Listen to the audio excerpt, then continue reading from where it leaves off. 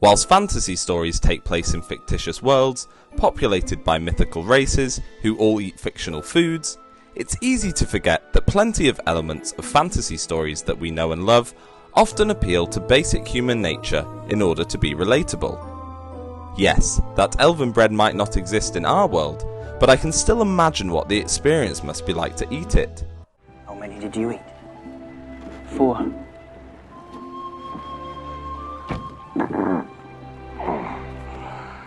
Yes, that Niffler isn't available at my nearest pet shop, but that doesn't stop me from going, "Aw, give me a big cuddle." With that in mind, let's look at some of the most amazing animals and creatures across the biggest fantasy worlds. Number 5. The Niffler. As we've just mentioned them, it would be rude not to include the lovable and yet fairly troublesome Niffler on this list. The Niffler is a magical creature with a long snout and a coat of black, fluffy fur. They are attracted to shiny things, which makes them wonderful for locating treasure, but that also means that they can wreak havoc if kept or let loose indoors. Nifflers in general, however, are usually harmless. Nifflers are gentle by nature and could even be affectionate towards their owners. However, they can destroy belongings looking for sparkly objects, and for that reason, it is inadvisable to keep them as a house pet.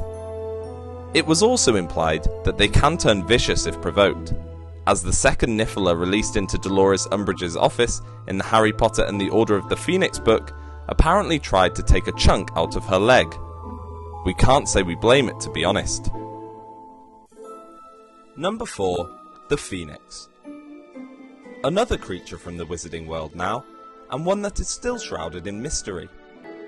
The Phoenix is a large, swan-sized, scarlet magical bird with red and gold plumage.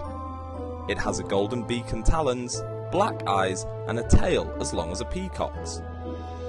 Phoenixes have a fair amount of magical properties, such as tears of healing and the ability to carry heavy loads.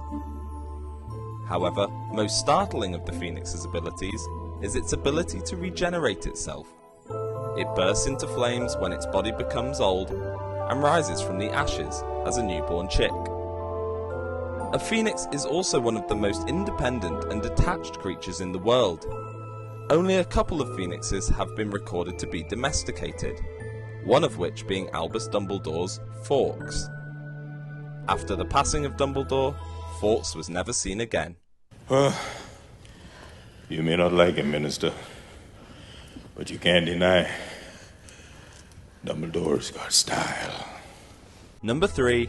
Centaurs. Centaurs are a race of highly intelligent, loyal, and honourable creatures that exist in a few different universes, such as Narnia and the Wizarding World. They appear human from the abdomen up to the head, while the rest of their body is that of a horse. The horse part of them is described as resembling that of a huge English farm horse, and the human part like stern but beautiful giants. Centaurs are often prophets and stargazers, as well as fierce and noble warriors. In the Chronicles of Narnia, the Centaurs were part of every army in Narnia that was dedicated to Aslan and Narnia's freedom. From Aslan's army that fought against the White Witch in The Lion, the Witch and the Wardrobe, to the Old Narnians who fought against the Telmarines in Prince Caspian.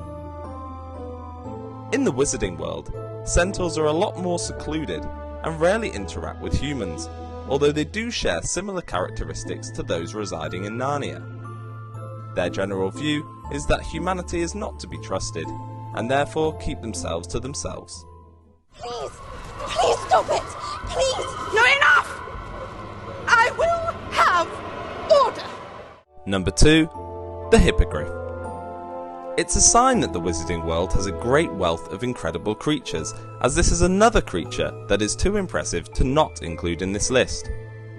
A hippogriff is a magical beast that has the front legs, wings, and head of a giant eagle, and the body, hind legs, and tail of a horse.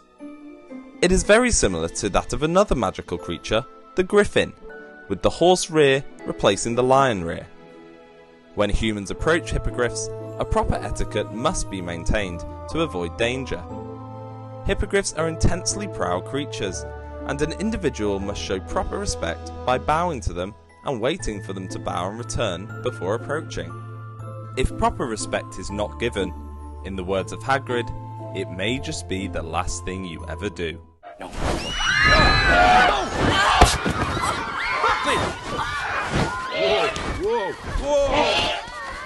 Buckbeak?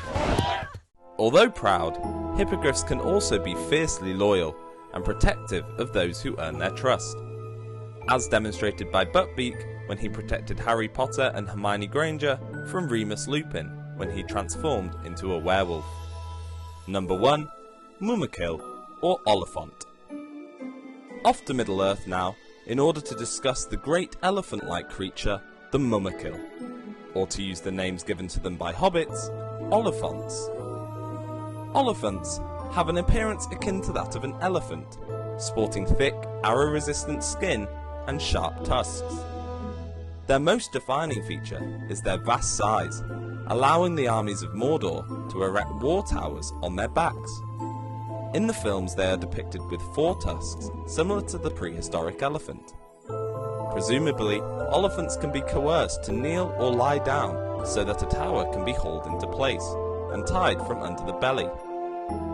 Their elevated position give their arrows and spears a greater range for those riding in the tower.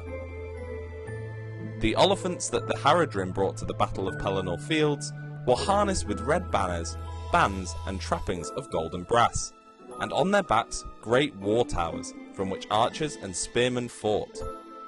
They had a natural bloodlust, and many foes were crushed beneath their feet. With their trunks they struck down many foes, and their tusks were red with the blood of their enemies. One thing's for certain, the very first sighting of the Mumakil in Peter Jackson's series is easily worth an entry on this list.